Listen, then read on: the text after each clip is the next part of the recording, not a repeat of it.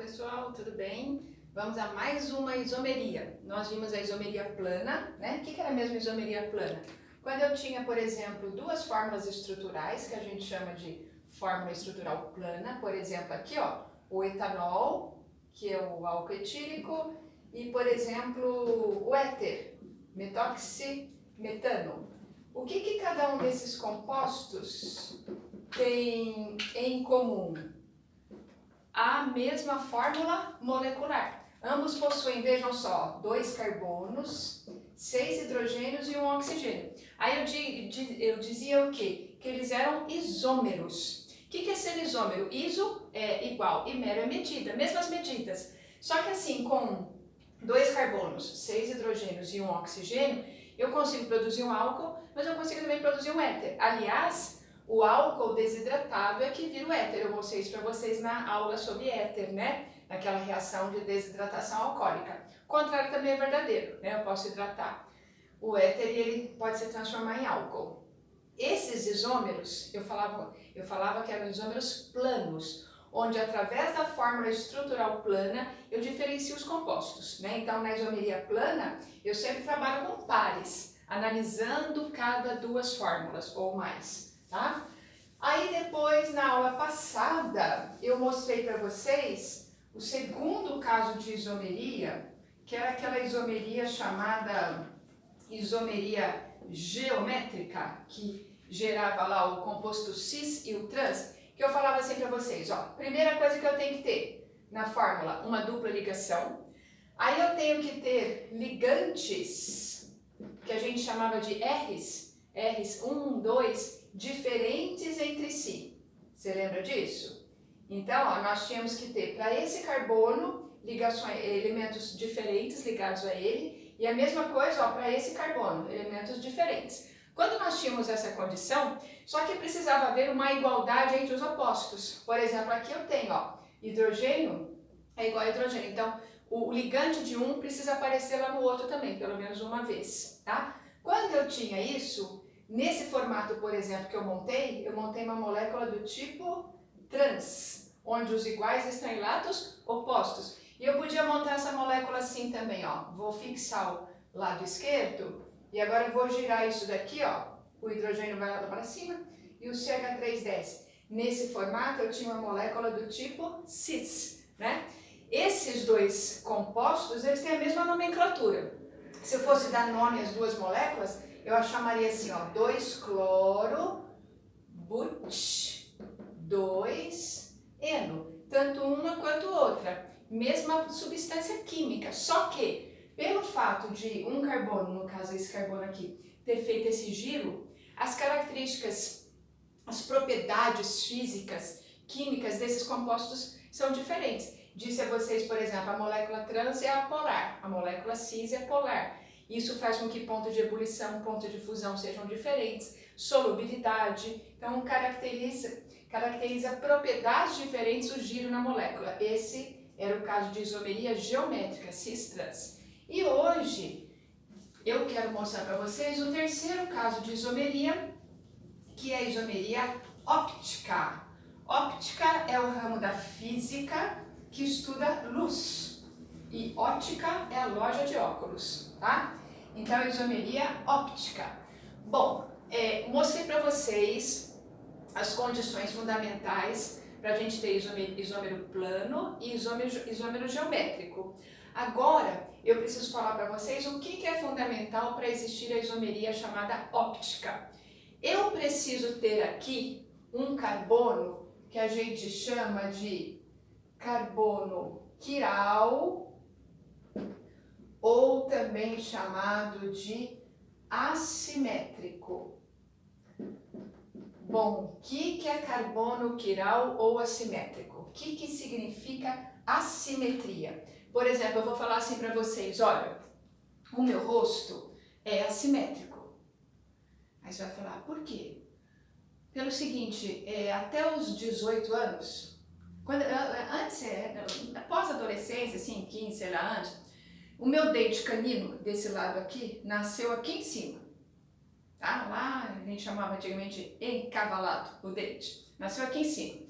Quando eu tinha quase 18 anos, vai e nasce o outro desse lado. Naquela época, éramos todos ignorantes, sabe assim? Ignorância da família e ignorância científica. Eu sempre fui ao dentista, minha mãe levava direitinho. Só que chegou aquele momento, assim, na minha escola inteira, eu estudava na escola pública, assim como todo mundo estudava na escola pública, não tinha muita escola particular, não. Na minha escola inteira só tinha uma pessoa que usava aparelho. Sabe assim, era assim um fenômeno alguém usar aparelho, porque não tinha isso, era muito caro, né? Então, naquela época, assim, o dente nasceu torto, o que o dentista fazia? Vamos extrair. E o absurdo, o que aconteceu? Esse já tinha nascido já há um tempão. Quando ele começou, esse daqui começou a nascer, o que o dentista fez? Tirou o meu canino. O canino, gente, é o dente que traz o equilíbrio à face, ao rosto. Se você prestar bem atenção, não olha muito, não repara, porque não é muito delicado, certo? Não faça zoom na câmera. Se você reparar, essa minha ruga aqui, ela é mais pronunciada do que essa. Por quê? Porque a falta do meu dente fez com que o meu rosto ficasse assimétrico. O que é assimétrico? Feio? Não, também. Assimétrico é não regular, diferente, certo? O que é diferente? Um lado menor que o outro, um lado está mais torto. Por quê? Falta aqui o enchimento do dente canino. Nada que agora o enchimento não faça, né? Uma modificação aí com um bom dermatologista, né? Mas aí ele ficou assimétrico, ficou o quê? Ficou torto, certo? Ficou velhinho, a velhinha tá agora, mas ele sempre foi mais tortinho, principalmente quando você tira uma foto, aí você percebe nitidamente, né? Então o que deve ser um carbono assimétrico? Será que é um carbono feio e velho, como eu? Não, carbono assimétrico, ou também chamado quiral, é um carbono assim, ó. Todo carbono precisa de 4 ligações, não é? Sempre assim? Para que ele seja considerado quiral ou assimétrico, esses 4 ligantes precisam ser assim, ó, R1 diferente de R2, R2 diferente de R3, R3 diferente de R4, que por sua vez é diferente de R1, ou seja, 4 ligantes diferentes. Se eu tiver uma molécula desse tipo, eu vou falar que esse carbono aqui, ó, que eu estou colocando um asteriscozinho nele, que esse carbono é quiral. Então, às vezes você vai encontrar assim, ó, carbono com asteriscozinho assim, ó. O que significa isso? Carbono quiral. O que é um carbono quiral? Aquele carbono que tem 4 ligantes diferentes. 4 ligantes diferentes. Para ser quiral, obrigatoriamente tem que ter essa condição, tá? Aí, se eu tiver um carbono quiral, existe a seguinte possibilidade. Deixa eu mostrar aqui para vocês uma molécula que tenha aquela condição ali, tá? Para eu mostrar para vocês o que vai acontecer para ter o tal do isômero, que a gente está estudando aqui, isomeria, né? Olha só, quer ver? Deixa eu montar um aqui. Vejamos assim, ó. Dá uma aumentadinha aqui, senão você não vai enxergar bem.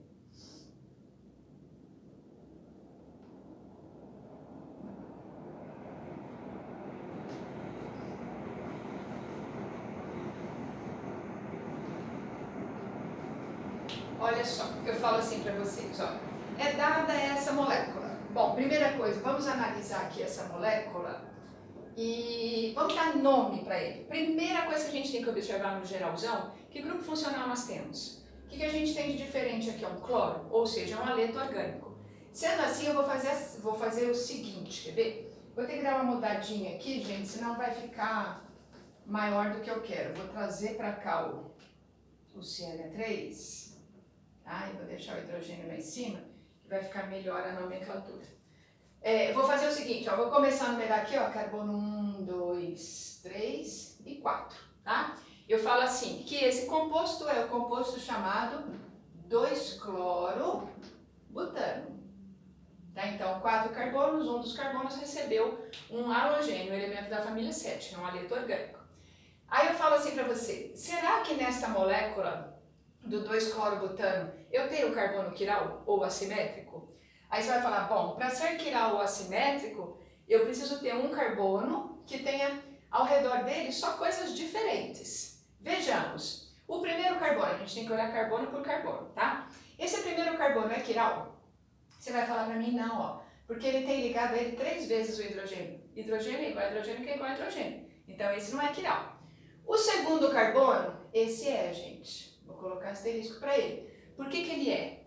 Hidrogênio é diferente de cloro, que é diferente de CH3, que é diferente desse grupo todo aqui, ó, CH2 e CH3. Mas daí você vai falar assim, mas professor, ele não está ligado a carbono? E aqui desse lado também é carbono? Sim, só que esse carbono está ligado a 3 hidrogênios. Esse outro está ligado a 2 Hs e mais um carbono. Então, direita diferente de esquerda. A parte de cima diferente da parte de baixo. Toda vez que eu tiver isso, eu tenho a possibilidade da existência de um carbono quiral. Então, o número 2 é quiral. E o número 3? O número 3 não é não. Por quê? 2 hidrogênios, um em cima e outro embaixo. Não é. Nem o número 4, porque ele tem 3 hidrogênios. Então, nesta molécula, eu só tenho um carbono quiral ou assimétrico. Basta um para que eu tenha o isômero. Agora eu vou mostrar para vocês como é que a gente representa o isômero, tá? O isômero óptico. Bom, me fala uma coisa. Como é que chama isso? Ah, isso chama mão, né, professor? Mão. Tá. Como é que chama esse lado da minha mão? Ah, esse lado é a palma da mão. E esse lado? Aí esse lado, quando eu estou na sala, os alunos falam assim, é o outro lado. É as costas. Não, costas estão aqui, ó. Isso daqui chama dorso da mão, não é? Aí eu falo assim, mão e mão. Mão de quem? A mão da Lúcia. Você concorda que, apesar de eu falar assim, raramente a gente fala assim, o dorso da minha mão. De vez em quando a gente até fala a palma da mão, não é? Mas a gente frequentemente fala a mão, a minha mão, eu queimei a mão, cortei a mão, dobrei o dedo da mão, e a gente fala mão, né? Mas eu falo assim, ó, esse lado, que é a palma, é completamente diferente desse lado que é o dorso.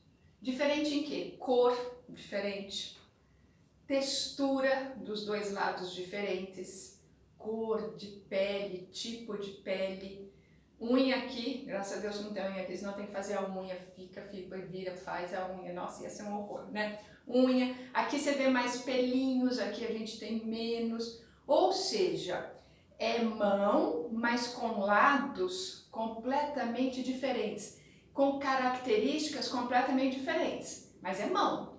Habilidades diferentes, habilidades que eu tenho na palma da mão ou sensibilidade, diferente do dorso também. Então, a mão assim, ou a mão assim, faz muita diferença nas características, mas é tudo mão. Aí eu vou falar o seguinte para vocês. Está aqui o 2-clorobutano, ok?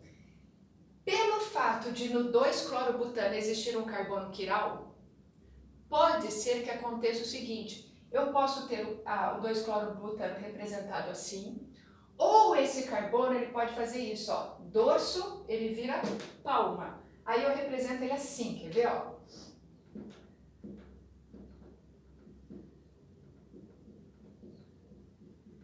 Olha só, vejam se vocês conseguem perceber o que eu fiz, ó. É como se você tivesse aqui um espelho e estivesse observando uma imagem espelhar do outro lado. Então, ó, aqui seria dorso, aqui é palma. Então esse carbono fez assim, ó, pum, espalmou aqui, ó, bateu aqui. Como é que chama esse composto? Esse composto também se chama 2-clorobutano. Se você fizer nomenclatura, ó, carbono 1, 2, 3, 4, nada mudou.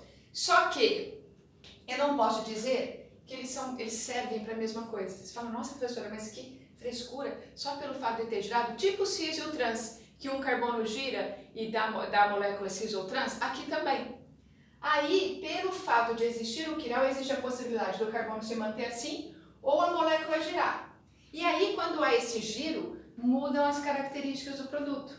Existem medicamentos que o que funciona é essa imagem, aquela não funciona mais. Há muitos anos atrás, na década de 70, existia um medicamento chamado talidomida, que era um relaxante ou um calmante, alguma coisa assim. E parece que nessa época, muitas mulheres grávidas receberam esse medicamento. Começo de gravidez, né, enjoo, sei lá, ansiedades, coisas. E aí eles perceberam que naquela época, muitas crianças nasceram com uma anomalia fetal, com atrofia de membros, braços e pernas. E aí um advogado, né, foi porque assim muitas mães, né, com os mesmos filhos, com os mesmos problemas nas crianças. Aí um advogado tentou investigar isso. E aí o que eles descobriram? Que todas essas mães que tiveram os filhos com essa anomalia fetal tinham recebido esse remédio, talidomida. Aí eles foram investigar o fabricante. O que aconteceu? Por um erro, o comprimido que funcionava, que gerava o bem-estar, vamos imaginar que fosse esse, não é essa fórmula, tá? Mas vamos imaginar que fosse esse. Esse gera o bem-estar e não causa nenhum tipo de anomalia. O fato da molécula do lado de lá girar, aquele lá se ingerido, ele causa anomalia fetal. Aí o que descobriram? Que a fábrica errou e ela colocou no mesmo comprimido os dois isômeros. As mulheres que tomaram, infelizmente, dependendo da época da gravidez, quando é no comecinho é mais perigoso ainda, porque o bebezinho está se formando, né? Receberam isso e o isômero que tinha girado gerava essa anomalia fetal, para azar dessas pessoas, né? Então você pode até procurar isso em livro, tem vários depoimentos dessas pessoas mostrando. Então assim, toda vez que eu tiver um isômero, cada um deles tem características únicas e tem utilidades também distintas, tá? Agora, a gente precisa diferenciar, né? Porque até agora eu só diferenciei na imagem, eu não diferenciei na nomenclatura. Tipo, lá na isomeria geométrica, a gente chama lá de molécula cis e molécula trans. Aqui eu também preciso fazer essa diferenciação. E para fazer isso, lá no laboratório, no nosso não tem, mas existem laboratórios que tem um aparelho, vou tentar desenhar ele aqui para vocês. É como se ele fosse uma lanterna, tá? Como se fosse uma lanterna, que ao invés de ter saída de luz aqui, ela tem uma entrada de luz, ela é iluminada. Aí aqui na frente, você tem um espacinho que você coloca um tubinho de ensaio, chama cubeta, que ele é bem fininho, bem pequenininho. E aqui na frente eles colocam um prisma. Prisma é aquele material que refrata a luz, que espalha a luz, tá? Aí o que os cientistas perceberam? Que dependendo do isômero, o isômero modifica a luz. Então eles falaram o seguinte, bom, eu sei que nesse composto 2-clorobutano existe a possibilidade de ter o isômero cis e o isômero trans. Isômero cis e trans não, o isômero óptico, tô louca, o isômero óptico. Sei que lá no laboratório eu tenho 2 frascos, tá? E um lá está escrito 2-clorobutano e o outro também está escrito 2-clorobutano. Mas como eu sei que tem o carbono quiral, pode ser que esse seja o isômero desse. Ou seja, pode ser que um seja a molécula que girou. Como saber? Aí ele pega uma amostra do 2-clorobutano do frasco 1, vamos dizer assim, coloca aqui, ó, nesse tubinho de ensaio. Acende essa lâmpada aqui, ó. Acende essa lâmpada, tá? A luz passa pelo tubinho, porque é de vidro, é translúcido. Aí a luz passa pelo tubo. Dependendo da substância que esteja aqui, tá? Dependendo do tipo de 2-clorobutano que esteja aqui, esse líquidozinho vai absorver alguns comprimentos de onda e vai liberar outros. Aí quando chegar no prisma, o prisma refrata, espalha. E aí o que vamos imaginar que foi essa amostra primeira que foi analisada? Pegou o tubinho, encheu ele com 2-clorobutano desse frasco 1, tá? Acendeu a lâmpada, a luz passa pelo líquido, dependendo do que esteja no líquido, alguns comprimentos de luz são absorvidos, outros liberados. A liberação passou pelo prisma e o prisma refrata, mostra o colorido, tá? Aí o que eles perceberam? Que esse 2-clorobutano do frasco 1, ele desviou a luz para o lado direito. Uma cor X lá. Aí ele foi lá e marcou, bom, 2-clorobutano do frasco 1 desvia o plano da luz para o lado direito. Então ele chamou lá de D, tá? Aí ele tirou esse tubinho, apagou a lâmpadazinha e foi lá no frasco número 2 e pegou uma amostra desse outro 2-clorobutano. Colocou dentro do tubinho de ensaio, acendeu a lâmpada, a luz passa pelo tubo, vai no prisma, o prisma refrata. Para surpresa deles, aqui houve desvio da luz para o lado esquerdo. Se um desvia para a direita e o outro desvia para a esquerda, eles não são o mesmo produto, eles são isômeros. Esse desviou para a direita, esse desviou para a esquerda. Em inglês, esquerda é left, né? Aí ele chamou de L. Na verdade, eu que estou falando L para lembrar a esquerda do inglês. Mas aquele que desvia o plano da luz para a direita chama isômero destrógeno. Aquele que desvia o plano da luz para a esquerda chama-se isômero levógeno. Então, toda vez que eu tiver um carbono quiral e eu fizer esse teste com esse aparelhinho que chama refratômetro ou polarímetro, se a luz for desviada para a esquerda e numa outra amostra a luz for desviada para a direita, significa que eles não são a mesma substância, eles são isômeros. Aí eu chamo esse de 2-clorobutano D e aquele eu chamo de 2-clorobutano L, que chama na verdade destrógeno, de giro, e esse chama-se levógeno, de giro também, tá? Na próxima aula eu vou mostrar para vocês mais algumas aplicações aí dos isômeros ópticos e alguns exemplos práticos de representações, tá bom, gente? Muito obrigada pela atenção, até a próxima aula. Tchau, tchau!